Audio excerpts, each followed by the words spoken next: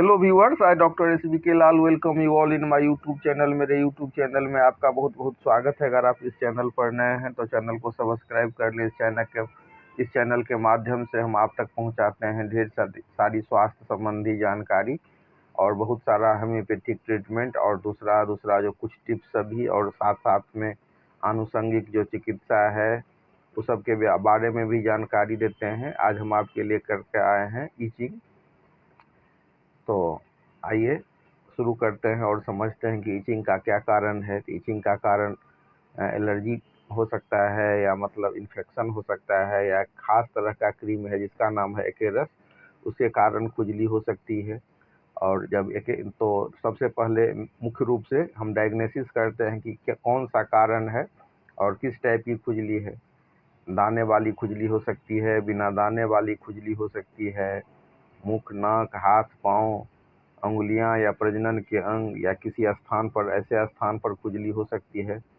तो लोकेशन और लोकेलिटी के आधार पर भी इसका हम भेद कर सकते हैं। और फिर मतलब टाइप्स में ये ड्राई है या वेट है, इसमें से रिसाव तो नहीं हो रहा है, खुजलाते खुजलाते खून तो नहीं आ जाता है, या मतलब एक जगह ठीक हुआ फिर दूसरे जगह हो जाता है। तो इस तरह से फंगल इन्फेक्शन हो या प्रोटोजोल या ईस्ट इन्फेक्शन हो, दाना वाला हो या बिना दाना वाला हो, यानी कि मतलब स्किन इरुप्शन वाला हो या बिना स्किन इरुप्शन वाला हो, एक्जिमा वाला अलग तरह से उसका डायग्नोसिस करते हैं। फिर अर्टिकेरिया वाली खुजली अलग होती है। और कुछ जो समय के हिसाब से कुछ ऐसी भी खुजली होती है जो कोई बीमारी नहीं होती है, जैसे महिला सब में प्रेगनेंसी के दरमियान होने वाली खुजली। कभी कभी ओल्ड एज में जब स्किन ड्राई हो जाता है तो उसके खुजली की कहानी कुछ अलग ही है। ड्राई स्किन में बिना दाने वाली खुजली होती है। और कई बार तो आप देखेंगे कि मतलब लीवर कमज़ोर हो गया है, या मतलब लीवर के प्रॉब्लम से सफ़र कर रहा है, लीवर की शिकायत रही, लीवर से संबंधित शिकायत रही, तो उसमें भी खुजली हो जाती है। इस हिसाब से हम इसका डायग्नोसिस कर सकते हैं। एज के हिसाब से, समय के हिसाब से, या मौसम के हिसाब से खुजली हो जाती है। तो ये अलग अलग सिम्टम्स है, और इसमें सबसे मेन है कि हम इसका डायग्नोसिस करें। जैसे मतलब एकेरस क्रीम के कारण, एकेरस जो वर्म है क्रीमी, उसके कारण अगर खुजली हो रही है तो बाहर से लेवेंडर ऑयल का प्रयोग करना बहुत अच्छा होता है। और उसी हिसाब से अगर मतलब बिना दाने वाली खुजली है तो उसके लिए बहुत ही अच्छी दवा है डोलिकस। तो डोलिकस 30 पावर में अगर हम देते हैं, सुबह दोपहर शाम 3 से 4 बूंद करके डायरेक्ट टंग पर देते हैं, तो खुजली बहुत आराम से ठीक हो जाता है। इसके अलावा अगर ये फंगल इन्फेक्शन वाली खुजली है तो मॉइस्चराइजिंग एलिमेंट से बचाते हैं, और उसके लिए हम रस्टक्स देते हैं 30 पावर में सुबह दोपहर शाम, और उससे आराम हो जाता है। और कई बार क्या होता है कि आप रस्टक्स दिए और उससे फ़ायदा नहीं होता है, तो उसके साथ साथ उसका जो पूरक दवाई है, पूरक दवा के रूप में भी काम करता है आर्सेनिक। तो आर्सेनिक एल्बम देते हैं तो उससे ठीक हो जाता है। तो हम देख सकते हैं कि ये खुजली कौन सी है, या मतलब कब ये बढ़ता है, किस अंग में है, ये इन सारे बातों की जानकारी लेते हैं। अब मतलब ओल्ड एज की खुजली है तो उसमें फेगोपाइरम नाम की दवा है, पैच टाइप का की खुजली हो जाती है। और हम देख सकते हैं उसमें कभी कभी बिना दाने की भी खुजली होती है। तो ओल्ड एज में जब स्किन ड्राई हो जाता है तो उस केस में हम देते हैं फेगोपाइरम नाम की दवा है। तो फेगोपाइरम 30 पावर में अगर हम सुबह शाम दें 3 से 4 बूंद, तो 2 से 3 दिन में आप देखेंगे कि खुजली ठीक हो जाती है। और कभी कभी तो 1 से 2 खुराक में आप अनुभव करेंगे कि खुजली ठीक हो गई। उसी तरह से एक खास दवाई है रूमेक्स 30। तो बिना दाने वाली खुजली, जिसमें कपड़ा उतारने के बाद खुजली हो और सूखी खुजली हो, तो उसमें हम रूमेक्स देते हैं। अब जो दवाई होता है होम्योपैथी में, उसमें कुछ जो की पॉइंट सब होता है तो उसको हम डायग्नोसिस करते हैं। जैसे डोलिकस में भी बिना दाने वाली खुजली होती है, और डोलिकस में भी। तो डोलिकस की बात है, डोलिकस की जहाँ तक हम चर्चा करते हैं और उसका डायग्नोसिस करते हैं, तो उसमें लीवर भी प्रभावित हो सकता है। और डोलिकस में जो हमेशा मतलब बिना दाने वाली खुजली होती है, और मतलब उसमें रूमेक्स में हम देखते हैं कपड़ा उतारने के बाद खुजली होती है। तो ये सब कुछ डिस्टिंग्विश पॉइंट है जिसमें हम जिसका डायग्नोसिस करते हैं और दोनों में मेडिसिन में अंतर करके अगर हम दवाई देते हैं तो बहुत अधिक फ़ायदा होता है। फिर एक ख़ास दवाई है एपिस।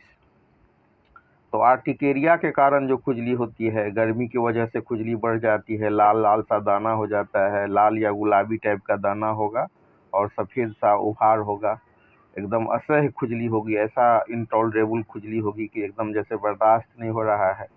जलन की भी शिकायत रहती है, डंक जैसा मारने लगता है, सर्दी के बाद खुजली हो जाती है, या कई बार हम देखते हैं कि मलेरियल फीवर से पेशेंट सफ़र कर रहा है और उसके बाद खुजली शुरू हो जाती है और उसमें दाने उभर जाते हैं। तो इस केस में हम देते हैं एक खास मेडिसिन जिसका नाम है एपिस। तो आर्टिकेरिया वाली खुजली में और मतलब गर्मी की वजह से जो खुजली हो जाती है, लाल से दाने हो जाते हैं, उसमें हम एपिस देते हैं। इसका जो दाना होता है वो गुलाबी जैसा या लाल जैसा दाना होगा, जलन होगा और खुजली बहुत ज़्यादा खुजली होती है, ऐसी खुजली मचती है कि मतलब बर्दाश्त नहीं हो रहा है। तो सर्दी के बाद, मलेरिया के बाद जब खुजली वाले दाने उभर जाते हैं तो उसमें हम एपिस देते हैं। और एक इसी तरह से एक खास दवाई है रस्टक्स। तो रस्टक्स में हम अंतर करते हैं कि एपिस से ये जाड़े की खुजली होती है, दाना सा आ जाता है और बरसात के समय में खुजली बढ़ जाती है, और मतलब इसी में अगर एक्जिमा वाली खुजली है तो रस्टक्स के बजाय हम रसबेन देते हैं। तो नमी वाली खुजली, बरसाती पानी वाली खुजली में रस्टक्स 30 पावर में अगर सुबह शाम दिया जाए 3 से 4 बूंद तो तुरंत फायदा होता है। और एक खास बात है कि अगर फंगल इन्फेक्शन वाली खुजली है और उसमें रस्टक्स देने से आराम नहीं हुआ 1 से 2 दिन में, तो उसके साथ यूज करना है एक दवाई टेल्यूरियम आता है। तो टेल्यूरियम को हम 30 पावर में जोड़ देते हैं। तो इसके ऐसे केसेज में रस्टक्स को हम सुबह शाम देते हैं और टेल्यूरियम को दोपहर रात देते हैं।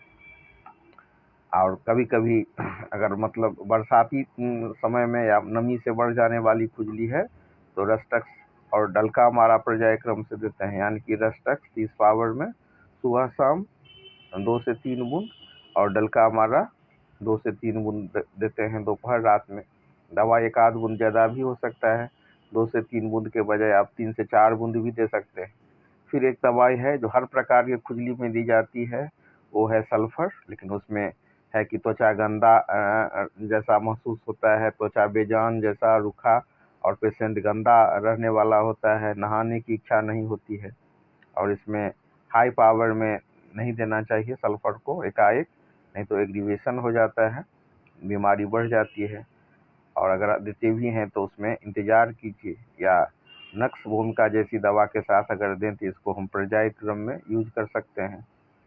तो अगर सल्फ़र को रूटीन यूज करना हो तो सबसे पहले सल्फ़र का कम पावर में यूज करते हैं, 6 पावर में, और सुबह शाम देते हैं। और इसके साथ ये एग्रीवेशन नहीं हो तो उसके साथ एक दवाई नेट्रम सल्फ है, उसको लगा देने से काफ़ी अधिक फ़ायदा होता है।